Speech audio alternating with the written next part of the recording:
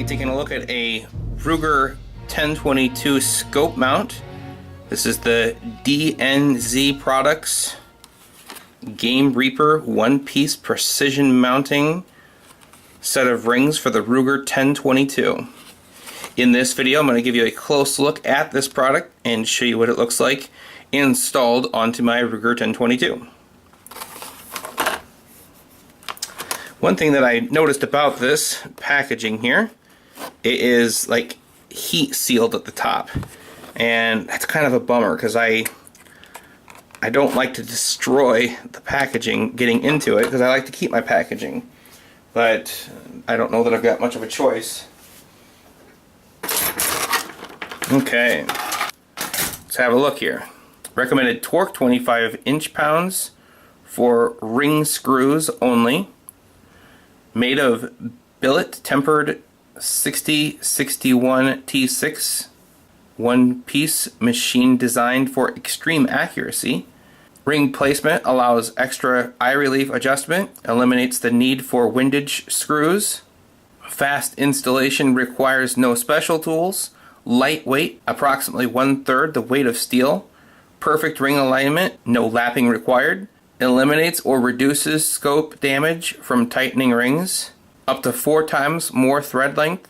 A full 1/2 inch. Grade 8 hardened steel screws. Attention! Short screws go through the base and thread into the gun. Long screws go into the rings and thread into the mount. That was very nice of them to take the time to put that information on there. Alright, so I have the medium. I actually started with a low, and the scope that I tried installing was just too wide. It was a 42 millimeter, and it should have worked, but I'll show why it didn't when I get this installed. So I got my 1022 receiver.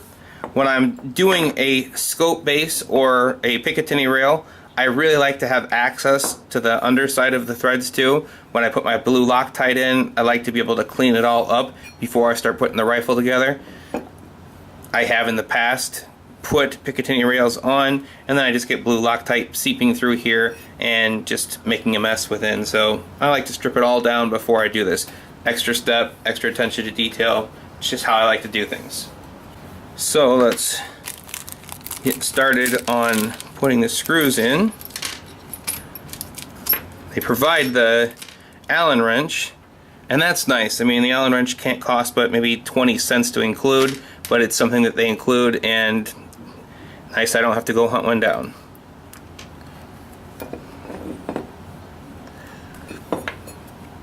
Put a little blue Loctite in the threads here.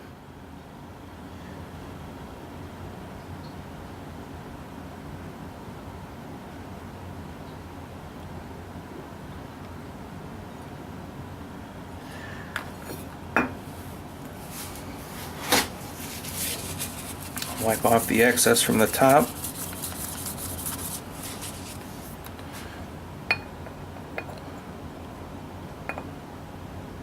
Line up my scope base. I'm just going to get these started.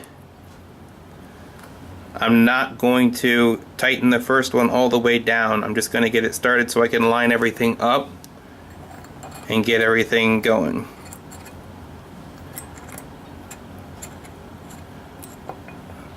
Sometimes it stuns me how easily these screws can strip out the threading on the 1022 receiver. So you really want to make sure that you are taking extreme care not to strip them out. I like blue Loctite so I don't have to crank way down on them to get them to tighten up and stay tight.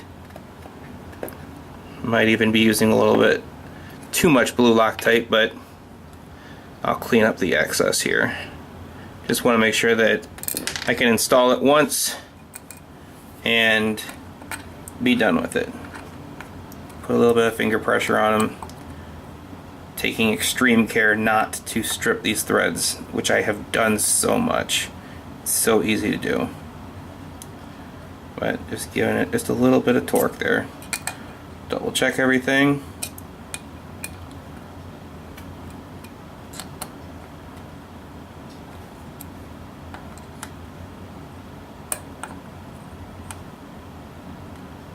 Alright, feels pretty good to me. Wipe down my excess blue Loctite. Got it just dumped all over in here. But that's okay. I'd like to just make sure that my threads are nice and coated with the blue Loctite so that they don't come loose and they don't seize up.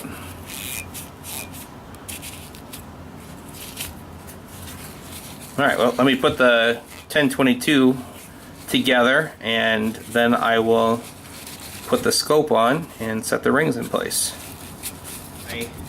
Alright, so I've got my 1022 assembled here, and I've got a Mueller optic scope. Let's see here. Oh yeah, that's nice and close.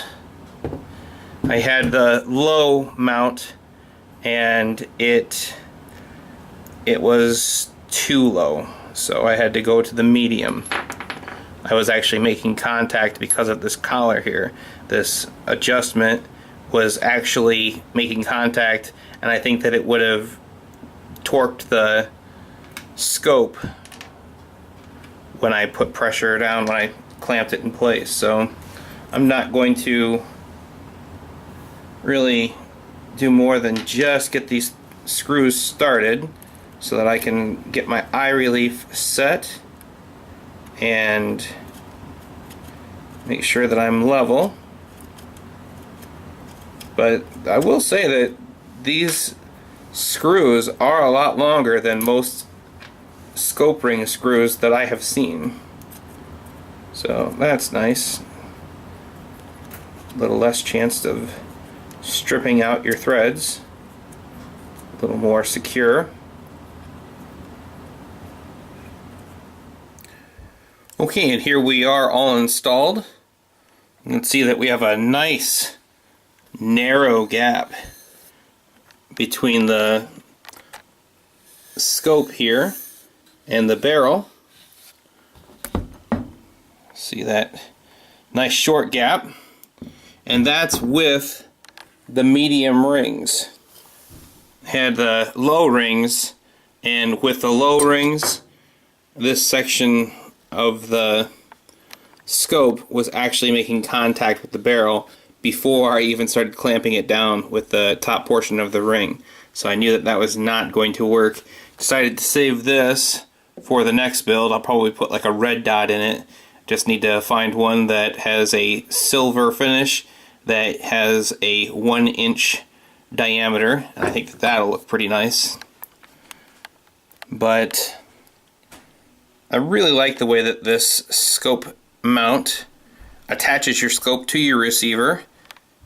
You don't have all the components of the rail and then the rings, it's all one piece.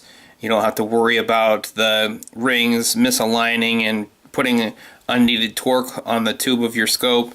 And I think it just looks a little more custom than what you would typically see with a Picatinny rail and separate rings.